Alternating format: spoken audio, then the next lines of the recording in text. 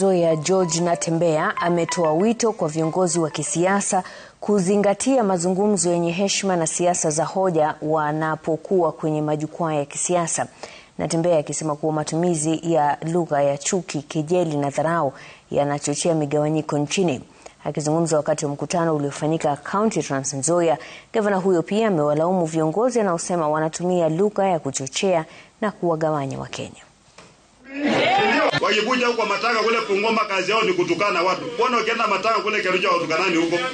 Wanadharau Mluya, lakini mambo ya kudharau Mluya ujue kwamba Natembeya amekuja na kifuri kubwa namna hii. Si ndio? Hiyo ujinga hakuna. Ama namna gani? Heshima sio utumwa. Sisi Waluya ni watu wa Mlembe.